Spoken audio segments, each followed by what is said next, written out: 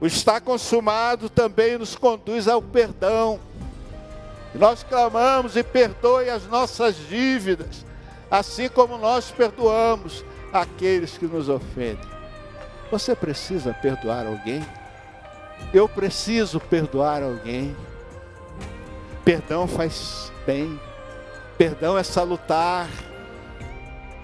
Perdão traz saúde. Porque às vezes nós ficamos guardando perdão, rancor em nossos corações e esquecemos de perdoar.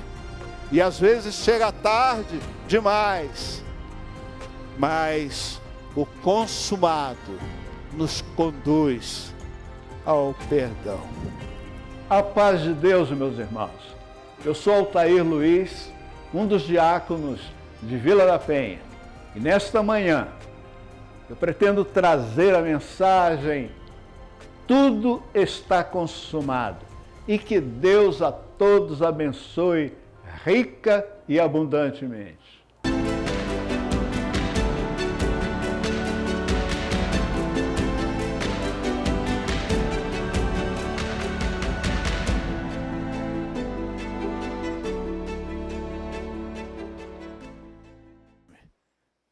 Convido a amada igreja que abram suas Bíblias. Meus óculos estão aqui embrulhados, porque eu estou precisando fazer uma cirurgia de catarata. E já faz tempo. Esses óculos, hoje pela manhã, me fez uma graça. Caiu uma das lentes. Então, eu tive que fazer uma cirurgia lá em casa, usar uma cola. No Evangelho segundo, escreveu João no capítulo 19, 28 a 30. Depois, sabendo Jesus que todas as coisas já estavam consumadas, para que se cumprisse a Escritura, disse: estou com sede. Havia ali uma vasilha cheia de vinagre. Então puseram a esponja ensopada de vinagre num ramo de isopo e a ergueram até a boca de Jesus. Havendo provado o vinagre, Jesus disse: está consumado. E inclinando a cabeça, entregou o Espírito. Deus bendito, conceda-me, Senhor, a graça de transmitir ao teu povo aqui reunido, a mim também, a tua verdade, em nome de Cristo Jesus. Você já sentiu medo? Medo. Não estou te chamando de covarde, não. Não estou te chamando de medroso. Mas você já sentiu medo? Eu já senti. E é um negócio terrível. Não quero dizer que eu seja corajoso, que eu seja resolvido. Nada disso não, mas eu já senti medo. Vou repetir uma história que já contei aqui nessa igreja. Talvez você não tenha ouvido. Certa ocasião ficamos aqui numa reunião que se prolongava, e discutia-se isso e aquilo, e eu fui para casa. Peguei o ônibus, fui para casa, morávamos nessa ocasião na Penha, já faz tempo, viu? Coisa velha. Tem gente que tem preconceito com coisas velhas. Tudo que eu contar aqui hoje será coisa velha. Vou falar de João 3,16. O que é que diz João 3,16?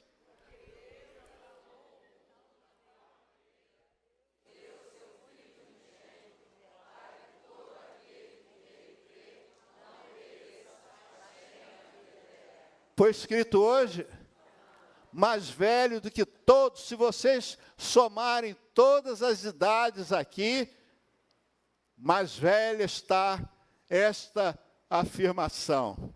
Pois bem, subi ali aquela rua que tem um supermercado, que esse mês é aniversário dele. E eu estava caminhando.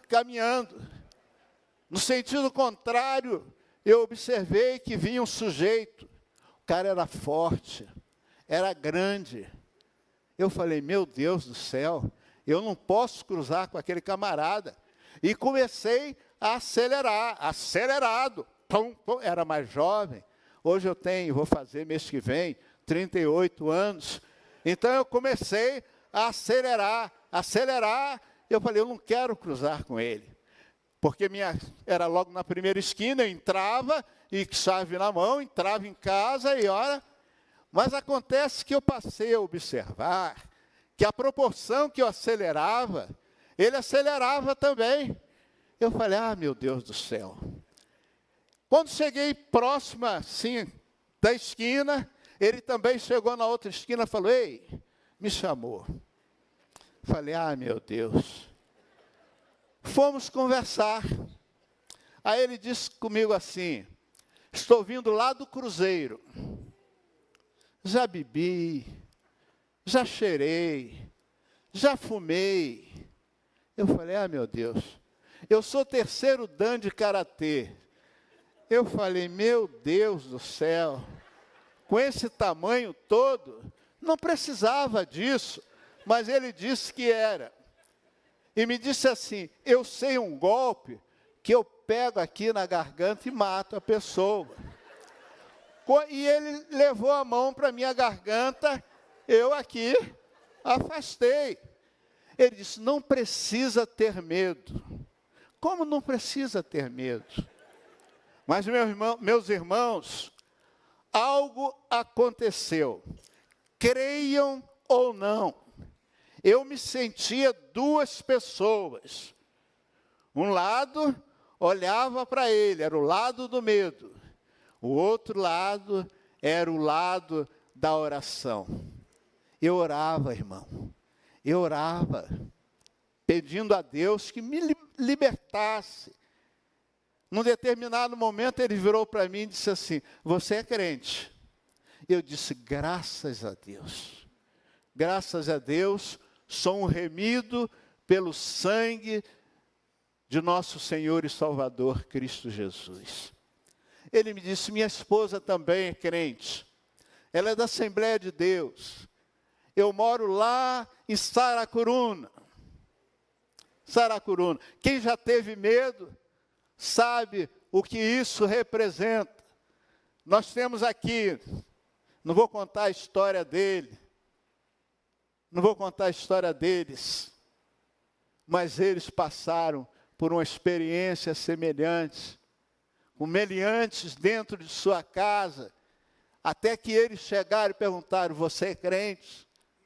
E ele disse, sou crente, policial, 2 filhas dentro de casa, e aqueles meliantes, medo. Eu estava com um folheto no bolso, falei, senhora, dá licença, vou colocar esse folheto no seu bolso, não leia agora, leve para casa, chegue em casa, reflita no que está escrito aqui.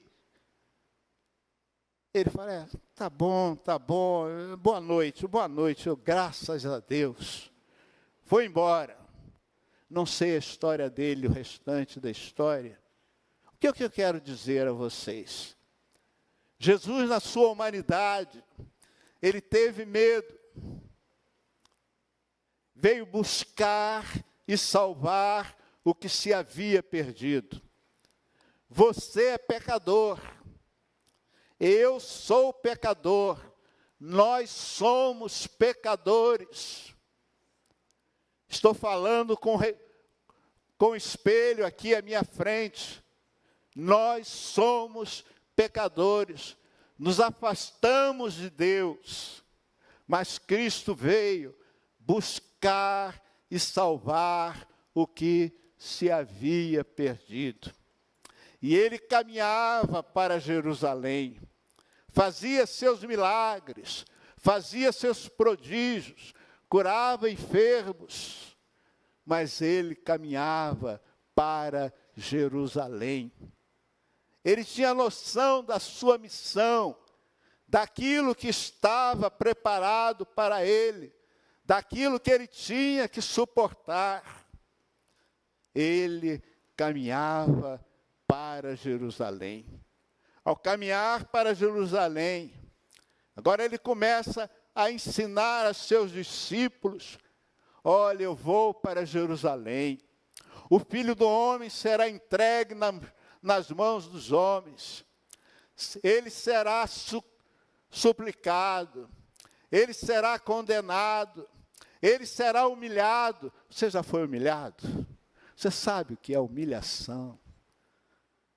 Aquela humilhação, às vezes, devido à sua etnia, devido à sua situação social. Você já foi humilhado? Humilhado que, às vezes, dá vontade até de matar o indivíduo. Você já teve vontade de matar alguém? É uma coisa terrível. Infelizmente, eu não era crente ainda, mas eu já tive vontade de matar. Eu não sei se isso é verdade, mas vem um sabor de sangue na boca. Não sei aí se tem policial, se pode dizer que isto seja verdade ou apenas uma impressão da minha cabeça, mas vem um gosto de sangue. Pela graça de Deus, eu não era ainda crente, mas o Senhor Jesus, na sua misericórdia, Ele cuida de nós, mesmo nós ainda não sendo crentes em Jesus Cristo. Porque Ele é maravilhoso e dele é a terra, a sua plenitude e todos aqueles que neles habitam. E Ele começou a ensinar aos seus discípulos aquilo que haveria de acontecer. Eu vou ser humilhado, eu vou ser preso, eu vou ser sacrificado. A ponto de uns deles chegar assim: ei, Senhor, não faça isso não. Não vai para lá, você vai apanhar, você vai ser sacrificado, você vai ser crucificado. Não vai não, não vai não. Mas acontece que João o Batista havia falado: eis o Cordeiro de Deus que tira o pecado do mundo. O que João estava dizendo?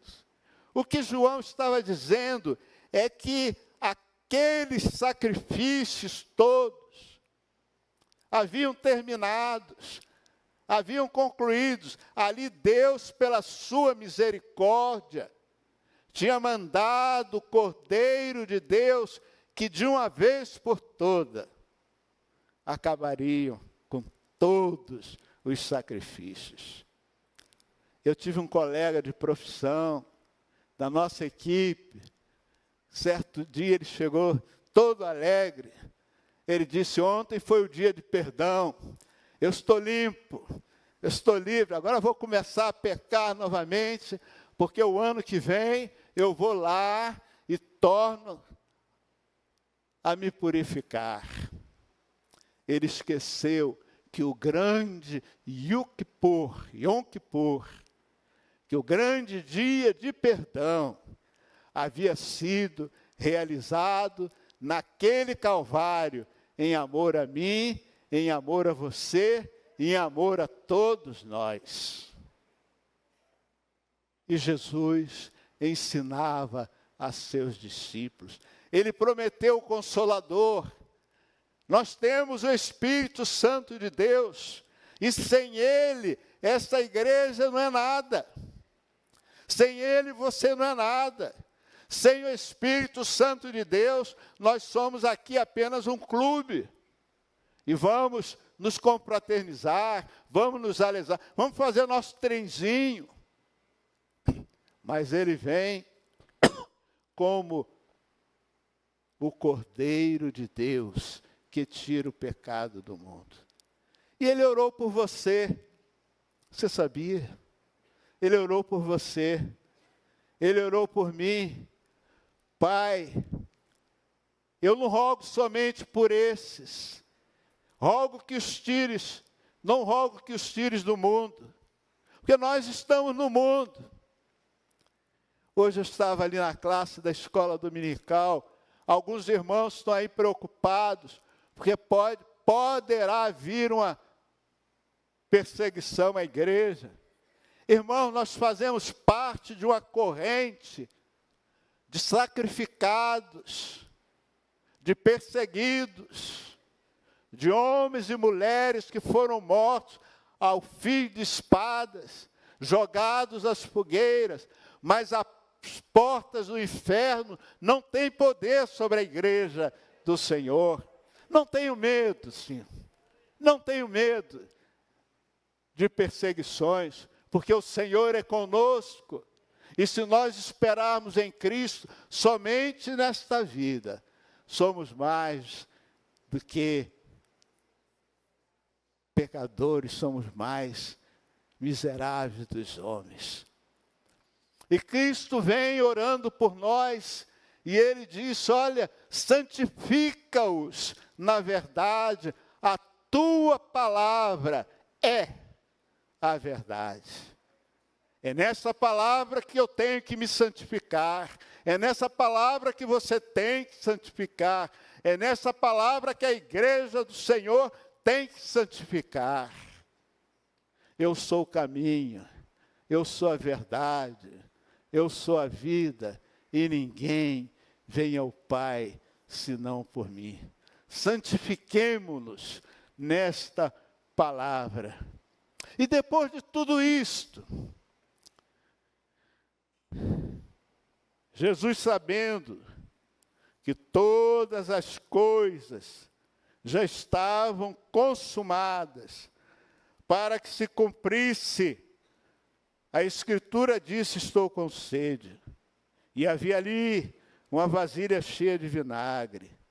Então puseram uma esponja ensopada de vinagre no ramo de isope e a ergueram até a boca de Jesus.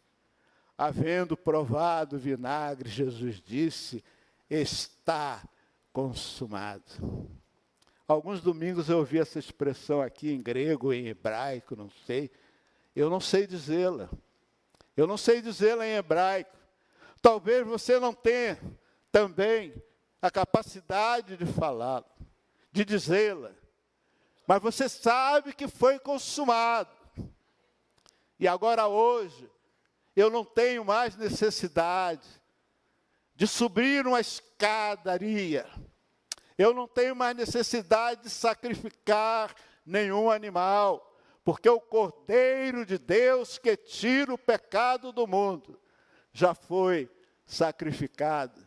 E agora, pela fé, eu preciso me apropriar desta verdade para a minha vida. E este está consumado, nos conduz a algumas posturas.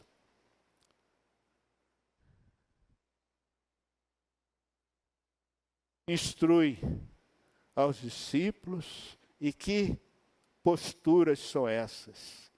De gratidão, de gratidão. Pedro, apóstolo, ele escreveu a você, escreveu a mim, escreveu a todos nós, que nós somos a nação eleita, mas vós sois agora geração eleita, sacerdócio real, nação santa, povo de propriedade exclusiva de Deus. Nós somos propriedade de Deus, não para nós ficarmos, permitam-me a expressão, ficarmos bestas. Às vezes nós nos sentimos melhores do que muitos, melhores do que todos. Nós ganhamos esses títulos para proclamarmos as virtudes daquele que nos chamou das trevas para a sua maravilhosa luz.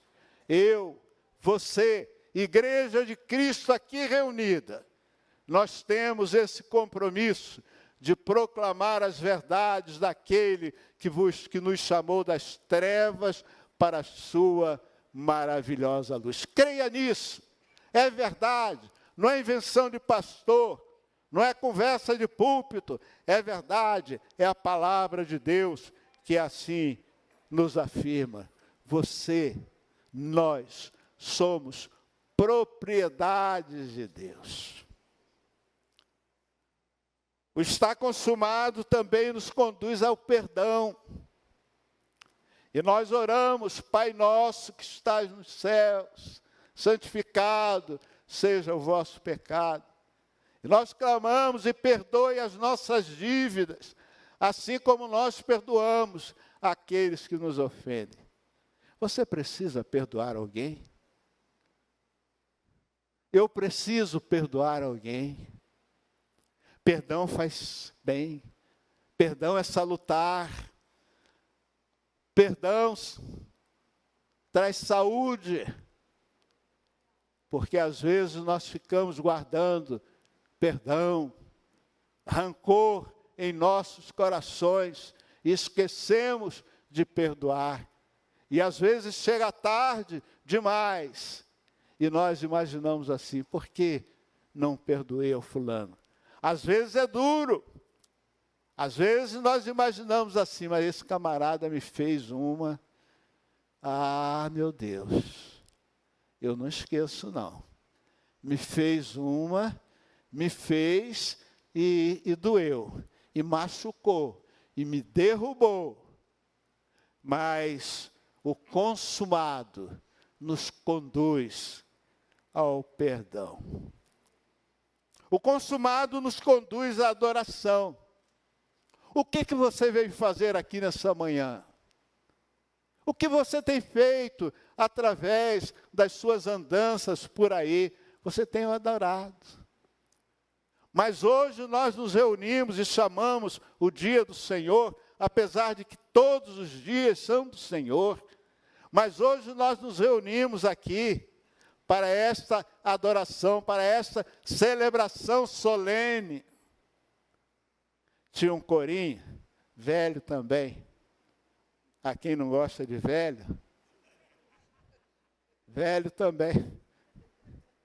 E ele dizia, nesta hora feliz, neste santo lugar, eu marquei o encontro com Deus. E nós marcamos esse encontro com Deus. E nós trazemos as nossas súplicas. E nós trazemos as nossas dores. E nós trazemos os nossos desabores. E nós trazemos as nossas expectativas. E nós trazemos também aquilo que está nos doendo. E às vezes nós falamos assim, Senhor, está doendo. Está doendo muito. Está doendo demais. Mas quando nós nos reunimos aqui nesta celebração, nós então nos crescemos aqui e louvamos a Deus. E nesse louvor, nós entregamos uma vez mais no altar aquilo que está a nos perturbar. O que está te perturbando nesta manhã? Talvez você tenha saído de casa e seu cônjuge ainda te perguntou, já vai para a igreja? Talvez seu filho tenha chegado nessa madrugada, trôpego, falando coisas que nem dá para entender. Talvez seu vizinho tenha feito alguma coisa com você ou você com seu vizinho. O que te traz aqui nessa manhã? Louve. Há um cântico, Priscila, que diz assim, está sofrendo, louve. Está doendo, louve. Então louve, seu louvor invade os céus. E nós estamos convidando nesta manhã, louve, louve, louve, qualquer que seja a sua dor. Nós não somos masoquistas, mas nós sofremos, nós sentimos dores, nós sofremos desabores, nós sofremos desapontamentos, mas louve ao Senhor, louve a Deus em oração, porque seus louvores invadem o céu. Tudo está consumado também nos leva a uma decisão. A necessidade de decisão. Com todo respeito aos pastores aqui presentes, aos amantes da língua portuguesa, mas eu tenho a impressão que Jesus, em determinado instante, quando ele fez um discurso, e ele virou para seus discípulos, porque alguém disse que duro é esse discurso, e ele perguntou: quereis vós também querer me deixar? Ao que Pedro disse: para quem iremos nós? Só tu tens palavras de vida eterna. Eu tenho impressão, numa linguagem assim carioca, que Deus tenha falado assim: escuta, qual é de vocês? Fecha comigo ou não fecha? Está comigo ou não? Eu acho que ele falou assim. Eu acho que ele, me desculpe, mas eu acho que ele falou assim. Na minha teologia, pastor Pedro, eu acho que ele falou assim: está comigo ou não está? Se não estiver, pode ir. Mas se estiver comigo, fechamento, fecha comigo. Você é meu fechamento. E Deus nesta manhã está perguntando: você fecha com Jesus? Está me perguntando, Altair, você fecha com Jesus? Você é o fechamento com Jesus? Então, este está consumado. Ele nos leva a essa decisão. Há alguns anos aqui nessa igreja, eu estava sentado mais ou menos aqui. O pastor pregava. Que mensagem maravilhosa. Sabe, dessas mensagens que nos arrebatam e nós vamos conduzindo assim, tal. Parece que nós estamos viajando. Pois bem, num determinado instante eu sinto uma cutucada assim, na costela. Eu olhei. Aí nós tínhamos um garoto aqui, ele era diferenciado. Mas eu gosto dele, eu gostava dele, e ainda gosto dele, porque ele está aqui na igreja ainda. Aí ele me perguntou assim: preto ou marrom? Apontando para o meu sapato. Aí eu falei assim, eu dei uma resposta qualquer, porque eu queria me livrar ali e falar. Preto ou marrom? Aí eu dei a resposta e tal, e continuo. Mas, irmãos, eu levei uma segunda cotovelada. Pô! Preto ou marrom? Ali. Preto ou marrom? Aí eu falei: não, eu tenho que dar atenção a esse garoto. Deixa o culto, porque ele quer uma resposta, ele quer uma decisão. Aí eu falei: ô fulano, esse sapato aqui é preto, mas acontece que a graxa preta tinha acabado. Aí eu passei um pouquinho de graxa marrom aqui na ponta, para eu poder dar um brilho, mas o sapato é preto. Aí ele falou assim: